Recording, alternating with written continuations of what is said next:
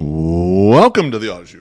I'm your host, Beef Loaf. This show is being powered by From the 108 and FromThe108.com, where you can get all of our top content, top to bottom, blogs, podcasts, and videos, including the world-famous Sunday Soak. You can also get all of our merch there as well, including our infamous Wave Sucks and hashtag 108 in Garbs.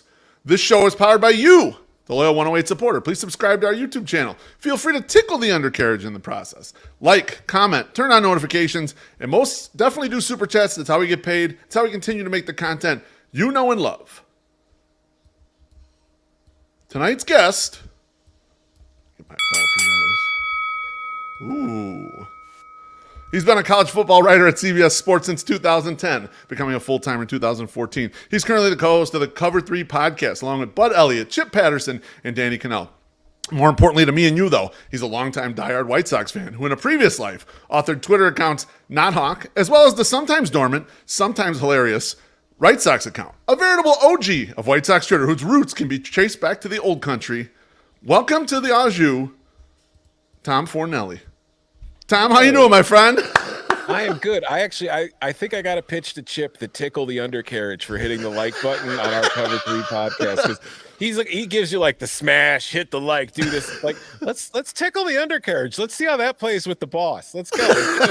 You gotta mix it up a little bit. And you want a gentle. You want the gentle like. You want people to inviting there. You know, Tom. It's for me. You're kind of my white whale, getting you on some content. We've interacted online for years. Mm-hmm. And 108 stuff never kind of lines up well with your professional stuff. And it's kind of why we've never really done stuff. So I told Trezy, I'm like, I'm going to message Tom now that college football's over. But before, he starts into anything else.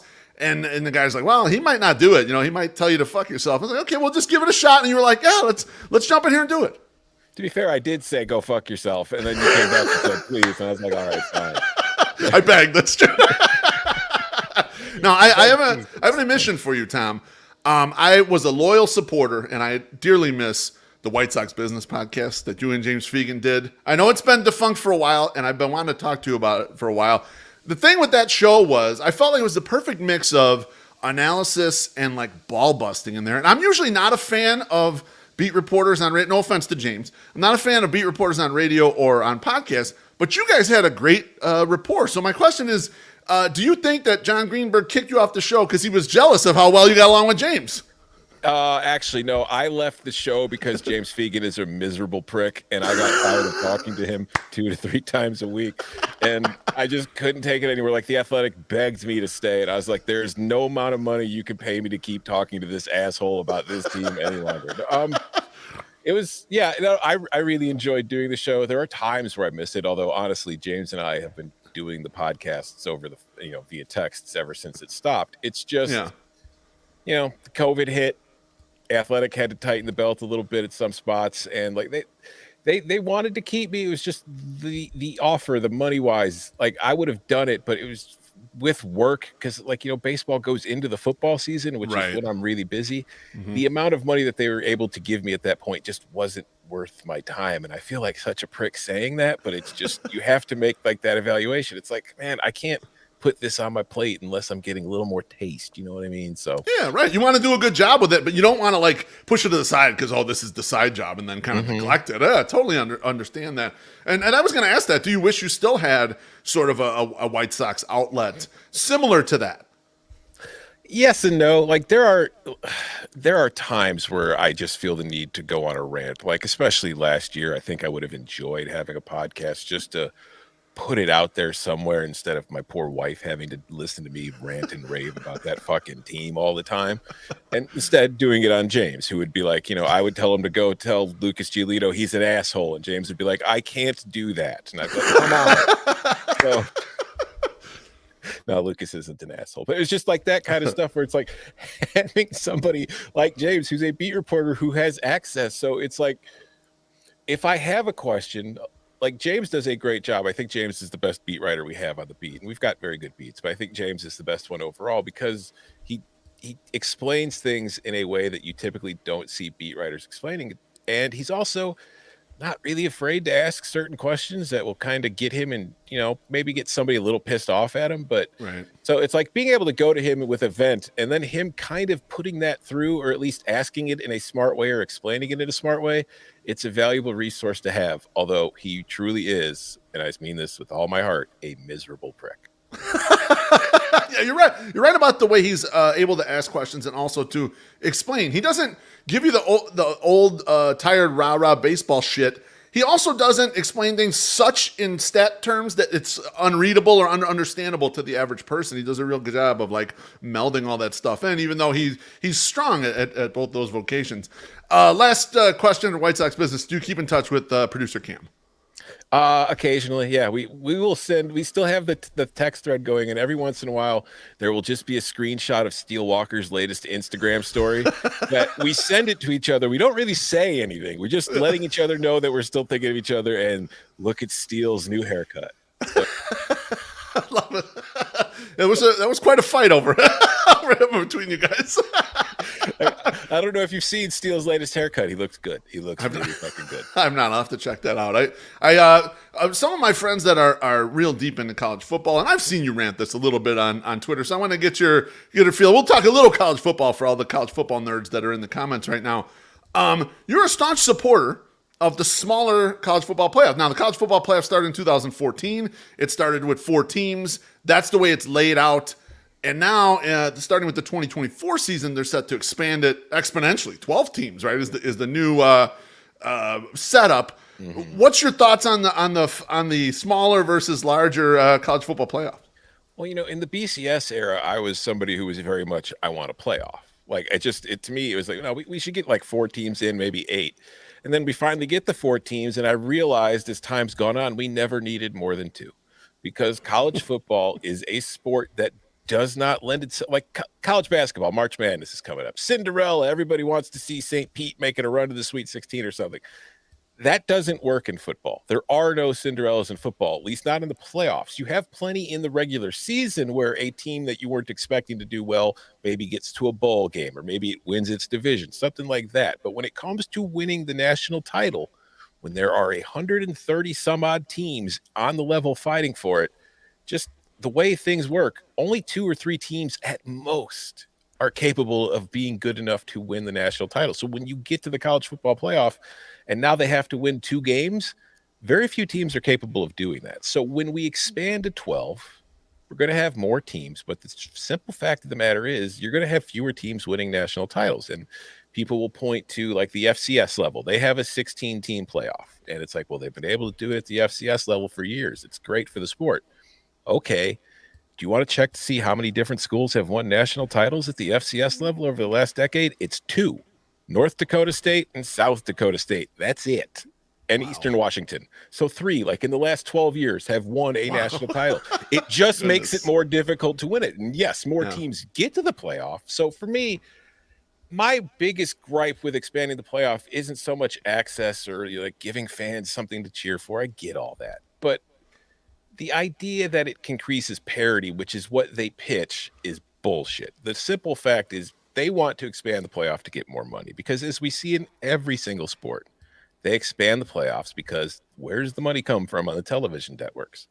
The playoffs. Yep. So it increases revenues, and that is the goal. And that is really my biggest reason for pushing back behind it in college football is college football has become professionalized in a lot of ways, which I support in a lot of ways. Like the NIL and players finally being able to start kind of cashing in on, I'm all for it because they deserve it. The transfer portal. If I could, as a student, I was able to transfer anywhere I fucking wanted at any time I fucking wanted to go. Of course. Players should be able to do the same thing. But the way that the television networks have now taken over the sport, they're trying to make it into a minor league NFL. And no minor league NFL works. What makes college football stick out is besides the tradition and the history and, people going to the schools, becoming fan bases and alumni and all that stuff, is that it's different. So stop trying to make it the same thing as the NFL, because you're just going to take away everything that makes it special and unique. And that's what I fear is going to happen. And you don't think that those transfer portals would have a chance to to spread some of this parity out? Because I agree with you. Watching the college football playoffs the last several years, you always have either one semi that is a huge blowout, or the championship this past year was like a hilarious. Who's even still watching? I was watching it just to see if Georgia would get 70 points. Like, that's not parity. That's someone getting their ass kicked on the championship game. Yeah, it's the portal. I think the one area where it really helps, like as far as parity is concerned, is quarterbacks, because there's only so many good quarterbacks, and at the college level especially, having a really good quarterback could paper over a lot of deficiencies on your roster.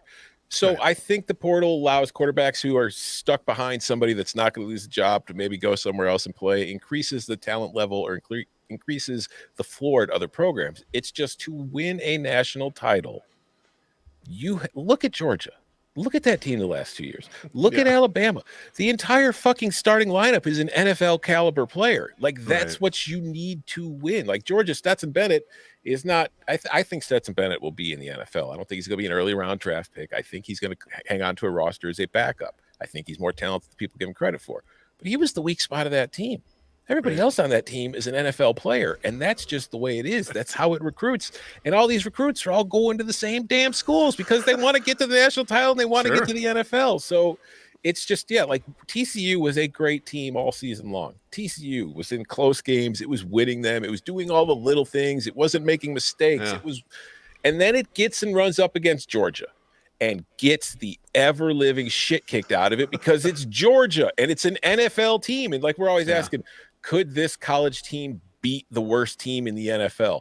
That's what Georgia TCU looked like. That looked like a college football national champion playing the Jacksonville Jaguars. That's what it would look like. Incredible. Let's get to this drink right here. Little Yumper, thank you. Appreciate you. So we're white wine tonight, as we usually do. Tom, just to dovetail off of that then, what do you think about the current status of the MLB playoffs? MLB has recently expanded their playoffs to 6 teams now, and they've got that wild card round where it's a best of 3. What's your thought on that? I don't think I've ever heard you opine on what you think about MLB playoffs or where it should go from here. I think there's arguments 2 ways. I think that I do think there are too many teams. It's kind of stupid at some point, like especially when you're getting teams that are barely above 500 that are still like fighting for wild card spots. But I also understand that it's a 162 game season, and if you limit the pool to like where it used to be, like when I was growing up, it was like the 2 division winners. There were only 2 divisions, the East and the West. So you went straight to the league championship series. So for like a lot of White Sox seasons, the year was over by mid-August because you knew they weren't catching Oakland. So it's like September would start. And it's like, well, fuck, we're eliminated. So I understand, like, as far as the product, you want to keep as many fan bases interested. So my bigger problem with baseball's playoffs isn't solvable. It's not so much the number of teams, although I do think there are too many teams. It's that you play 162 games and then it's a best of 3. Right. Like, what? Why do I need to prove myself? I just won 90 of 162. Why the hell do I need to win 2 out of 3 to prove I'm good? Right. Just let me be in the playoffs. Exactly.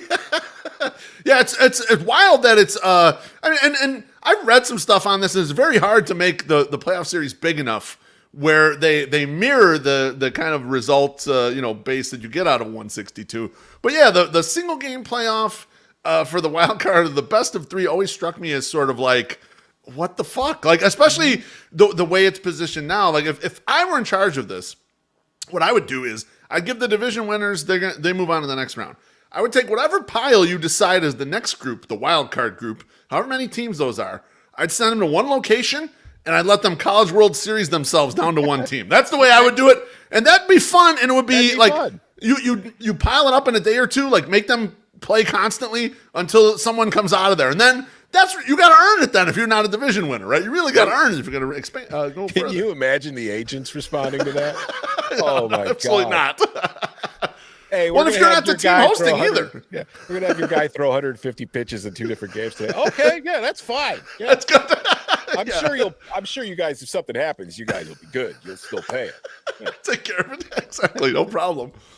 Jeff, thank you for the drink. Appreciate that. All right, let's talk some White Sox. When we first, when I reached out, we were exchanging agendas. You said you wanted to talk about Tim Anderson if it was still relevant. I'm going to be honest with you. I think all of these types of things are going to be relevant until the White Sox either show who they are as far as they're a good team again, or we're in rebuild 3.0. So I'd love to hear your thoughts on the Tim Anderson versus Chuck Gar. I'm going to call it Tim Anderson versus Chuck Garfien, even though I said on our podcast, Chuck's really got full of himself that he thinks this is about him. This is about Tim and not him. So go ahead, Tom. First of all, yeah, like let's start there. Like if this was Tim going after Chuck Garfien as the person to go after is being too critical of the White Sox? Love Chuck. Chuck is not overly critical of the White Sox. That said, no, he's not. I mean, he was on the show with Ozzie. Ozzie was overly critical of the White Sox, and Chuck was not disagreeing with him because nothing Ozzie said was wrong. Like everything that Right. they sucked last year. Like this was a team that came into the spring thinking it was going to win the division and cruise to a playoff berth, and played like it all year and went 500. And then it's like, well, why is everybody mad at us? Because you were fucking lazy assholes last year. And I understand, like, there were injuries. I get it. Like, I understand where Tim's coming from. But the problem I have with Tim, and I do not want him to change anything about the way he plays and how he is, who he is, all that stuff. Like the bat flips, all that shit. I love it. Keep doing it. But if you're going to be that guy, you can't start crying when people are mean to you. Like you can't throw your bat, tell everybody to, fuck off. And then when somebody starts booing you, be like, you're supposed to have my back. That wasn't nice. Yeah. Like, why are you being so mean to me? And it's like, I don't blame Tim for what happened last year. I don't think Tim was the problem last year. I think the entire team was the problem last year. The attitude that they had were because like, they came in, it was like, like in 2021 or whatever, they get to the playoffs and, they get knocked out really quickly. And they're talking about how, well, we were worn down at the end of the season, so we want to take less of an approach. Every other fucking team in the league plays 162 games. I didn't see Cleveland taking days off last year. I don't see the Dodgers or the Braves or the Yankees or all those guys just half-assing it all season to save it for the playoffs. They play it all fucking year. Right. So they were kids with a manager who was letting them get away with shit because he was a obvious joke. He was asleep at the wheel for a lot of the games, and they were able to get away with it. There was no accountability, and it showed up in the results. So I get what he's saying. I understand why he would be frustrated about last year. We're all frustrated about last year, but every single fucking thing that the fans bitched about with that team last year and that Ozzie bitched about with that team last year and with Chuck, big mean Chuck bitched about that team last year, the same fucking things Pedro Grifol said when he showed up and took the job that said we have to fix. So it's not like we were just fucking dumb assholes. Everybody noticed it. Pedro Grifol said when he was with the Royals, they knew by the end of the first inning if the White Sox gave a shit. I mean, he didn't use those words, but he said we could tell. Some nights they showed up to play and they were tough as hell to beat. Then the other nights you knew they didn't care. So, that was the first thing he came out and said about their energy. He said you could tell the energy. They're gonna kick your ass from their energy, like they're ready, or not. We're gonna run them over. And then that's it's a terrible thing to be said about anyone doing anything, nonetheless professional sports. Nathan Sheba, thank you for the drink. He said this is for Tom Beef. Now he can do White Sox business again. This double what the Athletic offered him, right? So that's $10 right there. For only $1 a month, you can subscribe and pay Tom his White Sox business salary. That's absolutely right. Now, what did you think about the fan base kind of coming back at Tim kind of pretty hard, it seemed like? And that was a rarity. Like, the fan base doesn't come at Tim very hard. You'll have small pockets of the fan base that'll come at him occasionally, but for the most part, the fan base has always had Tim's back, kind of in a uniform way generally. So what did you think about that happening out there? Well, that's because Tim wasn't calling them assholes for being mad. It's like, well, White Sox fans will have your back when you're playing well and you're playing hard, but when you aren't playing well, or even that, like I said, Tim was hurt a lot last year. I understood why Tim was going half speed because he was protecting his legs. He actually had hamstring injuries he was dealing with. But don't question him. Like, fans can be pissed. Like, if you can be pissed about it, we can be pissed about it too because we care. Now, we don't put in, like, there's always going to be the argument, like, players, what they put in, it's their livelihood. And it's always going to be different what a fan can put into a baseball team compared to what the people on the team put in. But don't diminish what the fans think. Like, nobody's trying to diminish you. They're just saying, we're disappointed with the way you played. Don't tell us that what we have to do, man, because if we're pissed off, and the White Sox fans especially, like, we're kind of prickly to begin with. Like, if you just kind of look through fan bases across the leagues and ones that I've dealt with, we tend to be a little saltier than most. And I think we've kind of earned that because, Jesus Christ, look at this fucking donkey show of a franchise we have to deal with. So, yeah, just let us be mad if we want to be mad. If you want us to stop being pissed at you, go win games. That's a simple. It's real easy, yeah. All the speak in the offseason about Han saying winning the fans' trust, but it's not. They're not going to win it until they're over here on 35th Street kicking someone's ass. Like that's when they'll start winning back for all of us. Is what I would think. Speaking on that, and speaking on the turnover into 2023, something that's been on my mind. I don't really know how to conceptualize it yet. I don't even know how to evaluate it yet. Is Pedro Grifol, and the reason why is because. I don't know about you, Tom, but I think from just us talking here for the last 5 minutes, you also were not a huge fan of the Tony La Russa hire. Thought maybe it left some things to be desired. When he was hired, I was very anti, but I tried to give him a fair shake. I tried to evaluate things and analyze things as fairly as possible. But inevitably, there was just too much of the game that had passed the guy by. I mean, and you brought up earlier too about there was a maturity level here with the team, and I think that was maybe underestimated. That he thought, okay, they're professionals. I'm just going to let them do their business or whatever. And they weren't ready for that. And it showed up big time in 2022. So first off, like Pedro Grifol gets the job in November. And I hear a lot of people saying he won the press conference, which sometimes makes me ill because I've seen a lot of Bears head coach press conferences. But what do you think so far of his sound bites, the milquetoastness of his tenor? Like I even made fun of the guy. Like he was on an interview and he said he loves Fleetwood Mac, and then he had no idea even one Fleetwood Mac song name. And I don't know if that's really good news or bad news. I'm not sure. So, kind of, what do you think about Pedro? Early sound bites and such. He loves Fleetwood Mac. He saw that one TikTok video. They became his favorite band. He's very much cookie cutter baseball manager, which I don't think is a bad thing. And it's going to be hard to really know until we see what it's like when the games that are played that just kind of matter. But for now, he's saying you see it all the time. You go from players coach to taskmaster to players coach to taskmaster. And he is responding to Tony La Russa being, I don't know, grandpa's passed out. Laissez-faire, we'll say. Yeah. And I was like you with Tony. Like I was pissed off at the hire because we all knew at the time that's not who Rick Hahn wanted to hire. Like the graphic they tweeted out literally had fucking AJ Hinch's signature on. Classic, absolute classic. And just like you knew it was Jerry Reinsdorf being like, nah, I'm bringing in my buddy. Trust you. You don't trust his kids. Managed in like 1,000 years. And speaking of that too, it's like. Go watch, it wasn't this long, obviously, but go watch like a White Sox DVD from like the World Series 2005 and just look at how much the game has changed in that amount of time. So thinking Tony La Russa, after taking that much time away as manager, was just going to step right back in the dugout and be on top of things was just a fucking pipe dream from the very start. And it worked as well as I expected it to. Pretty much. Happy he's gone.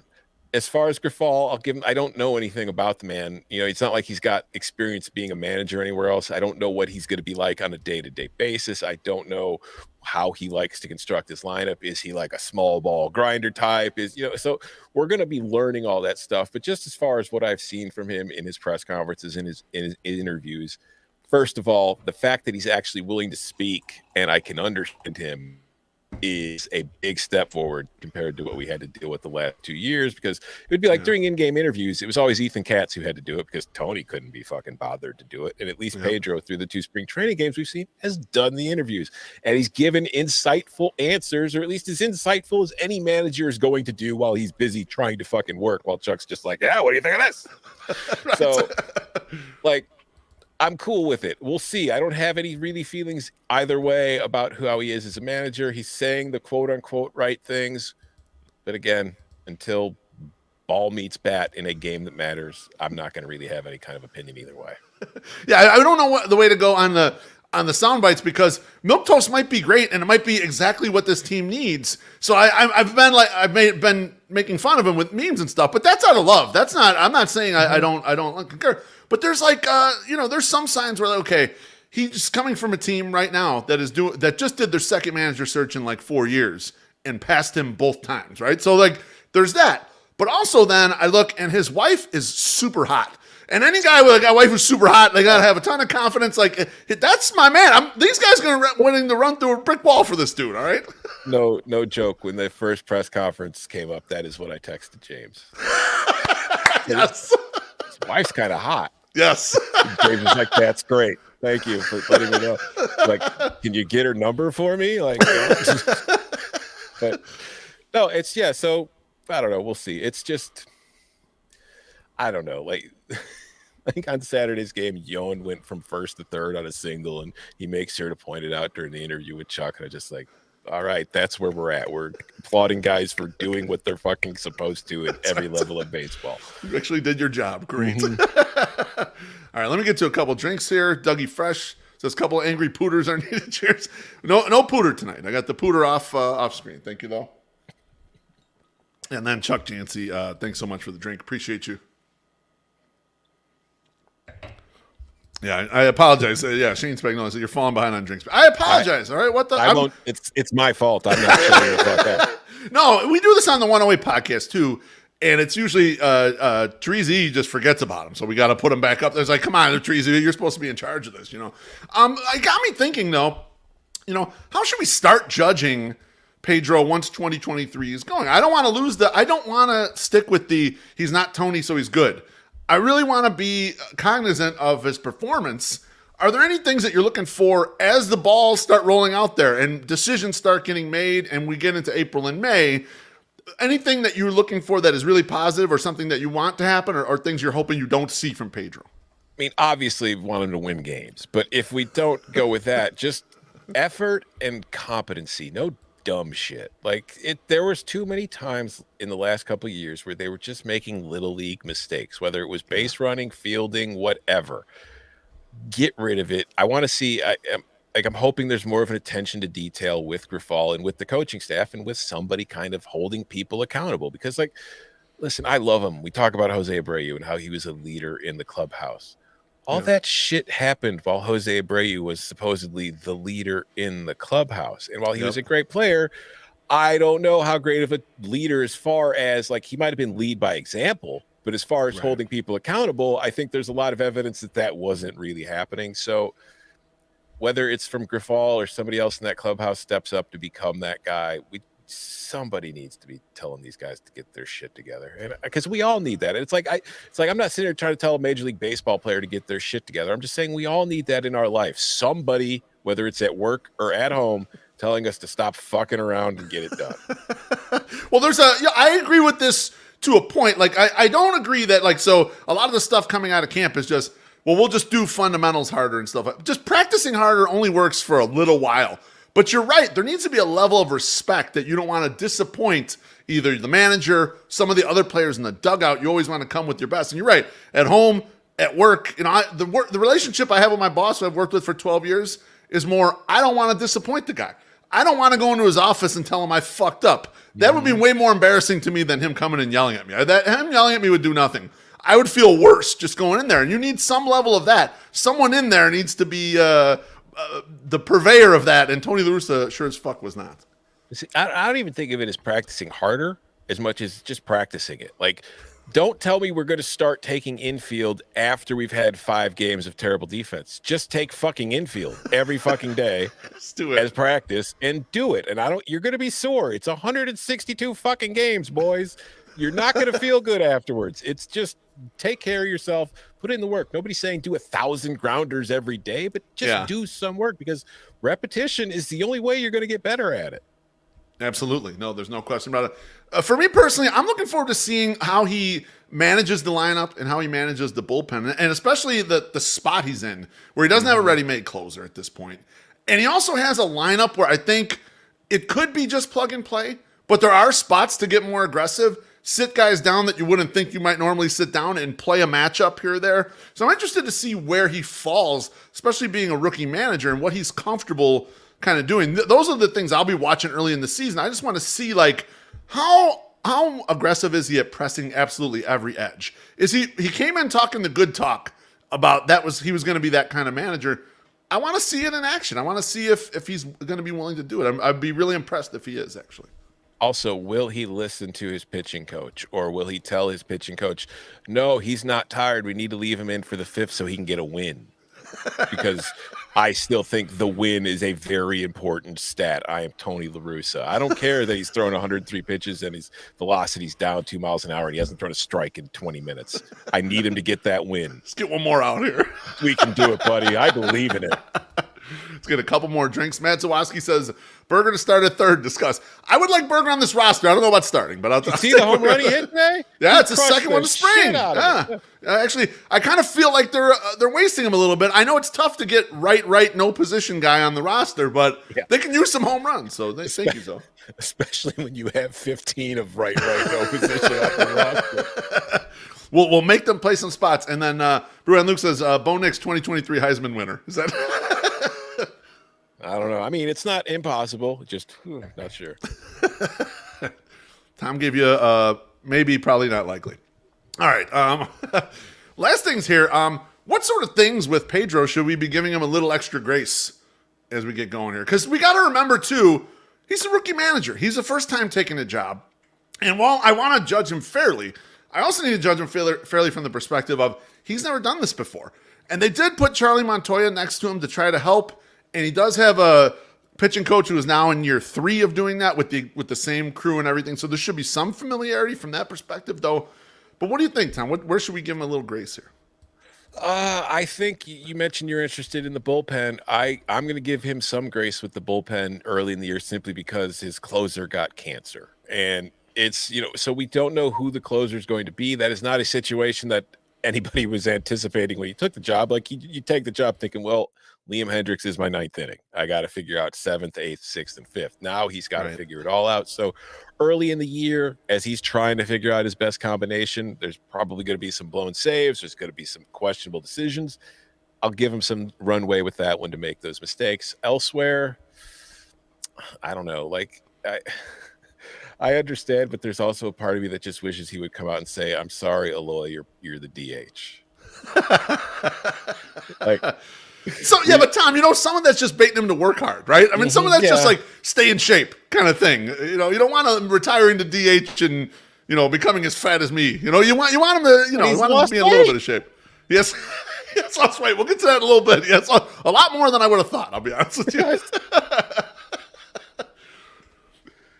All right, let's move on. I wanted to hit a few random player notes as we spent a lot of time talking about Pedro here.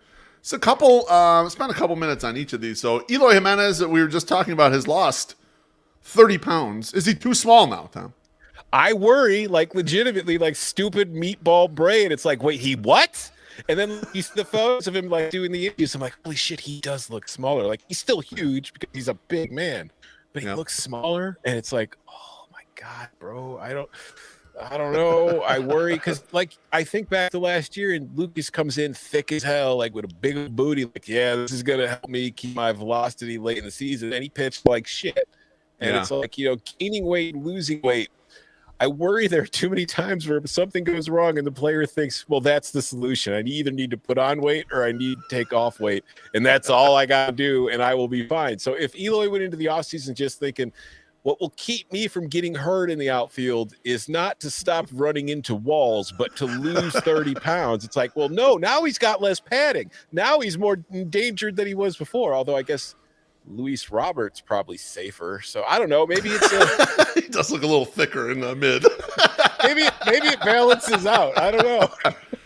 Tom, we thought with Eloy, they're switching him to doing some part-time right field because obviously he's signed Adrian Benintendi. I thought for 2 reasons he's going to be safer in right field. Number one, he's confused. He doesn't really know right field yet. So he won't run fast enough to run into anything or fall in the spider webs or anything. And 2, us in the 108, we can yell to Eloy not to get so close to the wall. Maybe we'll help him a little bit. Yeah. We'll get up and scream at him and help the poor guy. I was thinking the same thing as you, but also someone like Eloy, his power's more coming from the long levers and less having a big fat ass. I think that's kind of how his power works. So fingers crossed it's not detrimental to him. He's going to come out. He's going to be hitting 275 with 13 homers. And he's going to be like a leadoff hitter now. He's going to be like old school Lance Johnson or some shit. I don't know. But a very solid right fielder. Great. Next up, is Elvis Andrus the most hyped 1-year, $3 million signing you can recall? Oh, dude, I was so happy when that happened because first of all, he's in a contract year, and Elvis Andrus in a contract year, as we saw last year, just becomes a different animal. Like he's a better hitter every single time. So it's smart to keep him on the 1-year deal, and it's also you're underpaying him $3 million. He's probably going to hit 300 now. But just whether it works out or not, I think it's a really good signing simply because if he does suck, you're not really handicapping yourself in any sort of way with $3 million. So it's like you can move on from him if you have to, if like Romy or Lennon or even Larry, if somebody steps up to take that job and it's theirs, cool. So, but he also, I did not want to go into the year with it being, well, Romy Gonzalez has been working on a lot of stuff this offseason. We really believe in him. It's like, great, make him earn it. Don't give it to him, which it felt like they were doing for a long time. Yeah, I don't need to see his September. We had a 40% K rate, 0% walk rate. We don't want that walking in the door in April. No, I agree with you. I thought it was overhyped. So on our podcast, I'm like, yeah, he's great insurance. Elvis has great insurance here. Actually, the best case scenario would be if one of the young guys won that second base job from him. Elvis was the fifth infielder. That would be terrific. Now you've got a great defender behind kind of all these spots. So I agree with you from a standpoint of like this cost almost nothing. The guy's competent with the glove. Even if you get old Elvis Andrus bat, he still runs well. He kind of does everything else well. So it'd be easier to jettison my guy Luis Garcia. I feel bad for him, and that's the thing about this team. Like they have been so negligent in needing depth at every single spot over the last few years. Where it's like, then when they get hit with all the injuries, they're like, well, what can you do? We had a bunch of injuries. Well, you could have fucking signed somebody competent to back everybody up. So that way, when the injuries did come, you didn't drop off that drastically. So yeah, like Andrus, he either starts at second and is playing well, or at very worst, he's like, if you lose Tim for a while again, you've got a pretty decent backup behind him. And like you said with Larry gets a lot of shit. Like they gave him way too much money. Larry did not deserve that contract. Agreed. But I've never had the problem with Larry as a player. My problem has always been with the role that they've tasked him with. It's the usage, yeah. It's his usage, basically. Yeah. I mean, like, he even showed down the stretch. They started using him less. They were using him as a pinch runner. He was great. He'd steal a base. He'd score a run. It's like, okay, oh, yeah, that's what Larry's supposed to be here doing, not playing 5 days a week. He's supposed to be the 26th man, or I don't even know what the fuck the roster is anymore, but he's supposed to be the last guy on the bench. Yeah. All right, let me get to a quick drink here. Tadahito, he says, long-time listener, first-time tipper. Oh, thank you. Appreciate that first-time tip. All right, wonderful. Tadahito. Next up, who's your closer until Liam as well? I know who I want it to be. I don't think it will be. I would love it to be Ronaldo, because I've been yelling at James for years that Ronaldo should be a late inning reliever, because all his stuff plays up when he's allowed to go more full strength instead of keeping things, in check to go through 5-6 innings. Right. And I thought we saw last year when he stepped into the bullpen and just kind of fully embraced that role, he was the best we'd ever seen him. And now this is the first time he spent an offseason with the understanding that this is my role. I'm going to be a reliever, so I want to prepare for that. So he's got 4 pitches that he could use. He's got the velocity. I think that as long as he can handle the mental load of being a closer, because there is just a mental kind of facet to it, no matter what, sabermetric guys will be like, well, it doesn't matter. It's like, yeah, no, it fucking does. It matters. When the game is on the line, it matters a little bit more. Sure. So if he can handle that, I think he's got the stuff to be a very, very effective closer. If not, I don't think he's going to get it, though. I think it'll be hard for him to earn it in the spring. My guess is coming out of camp, it'll probably be Graveman. It could be Bummer if he's pitching really well in the spring. Yeah. And then I would also think, honestly, he was all banged up last year, but a healthy Joe Kelly can close. The problem is Joe Kelly has a really difficult time staying healthy. So if you make him the closer, odds are he won't be closing for long. Yeah, right. You leave yourself open to now someone else has got to do this because this guy's in peril after a little bit. Absolutely. I mean, that was the issue with bringing him in to begin with. He's just not a very durable player, and this never really has been. Last question on the player notes. I'm going to tug at your heartstrings a bit here. Okay. You lost one of your favorite players a while back. Wednesday, September 30th, 2020, Game 2 of the wild card round was the last time. This was in Oakland. This was Oakland. It was the last time Yolmer Sanchez played in a game for the White Sox. Tom, I got to let you know, I caught a Yolmer Sanchez home run at a home Sox game. Here's a picture of me after I caught it, celebrating Look at that. That's from a long time ago. I think that's 2017 Surprised that or ball 18. doesn't have scorch marks on it. That thing had been smoked if Yolmer hit it. It's popped up off one of the tables. I went up and made an athletic play, and Treasy said I looked really fat doing it. Anyway, my question for you is, now that Yolmer hasn't been around, who is emotionally taking his place for you on this roster? First of all, Yolmer leaving the White Sox in 2020 is definitely the worst thing that happened to anybody that year.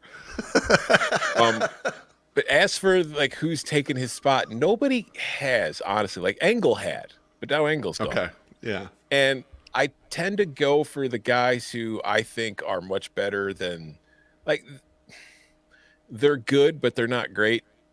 And I feel like Yolmer kind of filled that role where I felt like had he gotten extended run, he'd have been a good player. Adam Engel, I felt like if he ever got extended run, he would be a useful player. I don't know that guy exists. I feel like Romy Gonzalez is a candidate, but honestly, I just don't see Romy Gonzalez being that guy for me. So I think for the first time, I'm going to go with somebody who's probably an established starter because it's somebody that I have wanted the White Sox to get for a few years. And again, the text conversations I have with James, you can check the receipts. I've been crying about it for a while. Andrew Benintendi. I've wanted him on this team for a long time because he filled a lot of the needs that this team had. And I think that it made sense to sign him. It's also fucking hilarious that he got the largest contract in franchise history. But I think Benintendi is a good player. And also his nickname is Tender Ben. So we're going to go, I'm making that official. Tender Ben, our new left fielder. He's probably going to take that Yolmer role. Fellow Paisan too, right? I mean, that doesn't hurt, does it? I mean, no. I don't know. Italian or pervert. Hopefully both. We'll see. That's right. Tom, thanks so much. Thanks for bestowing your White Sox knowledge on the TA situation. Pedro, Eloy, the next Yolmer. Remember, on this show, we're not trying to be right. We're just trying to understand. Do you have anything you want to plug before you go? Check me out on my normal podcast, the Cover 3 podcast, Mondays, Wednesdays, Thursdays at 11 a.m. Eastern, 10 a.m. Central, as we are a White Sox show. So I'm guessing most of you are Central. Check us on YouTube. We are live those times. We're also on any podcast app. And follow me on Twitter, I guess, at Tom Fornelli or at White Sox, because I'll probably tweet a little bit from there during the season. Probably. Bless up. I hope that you do. Tom, during thanks so much. Clevenger starts, I'll probably have some shit to say. We call him SP5. We don't even acknowledge his name at this point. We chewed his ass off for an entire podcast. Now we call him SP5. That's all we ever call him these days. Who could have seen that signing blowing up in our face? Certainly not me. I never saw that going wrong. I mean, the background check, which is just Rick Hahn sticking his head in the clubhouse. Hey, would it be okay if I sign this guy? And everybody's saying, yeah. Okay, we conducted a background check. It was fine. Incredible. It was incredible to hear that come out of their mouths, and we couldn't they're lying, right? They don't care, right? It's got to be like it's so bizarre. Jerry Reinsdorf is hiring somebody to do a background check on people. Look at how this organization has operated forever. No. They ask people like, "Hey, do you know if this guy's killed anybody?" I don't think he has. All right, cool, thank you. We're not sure. Like, fucking read the internet. Everybody already knew this guy was an asshole. That's right. Yes.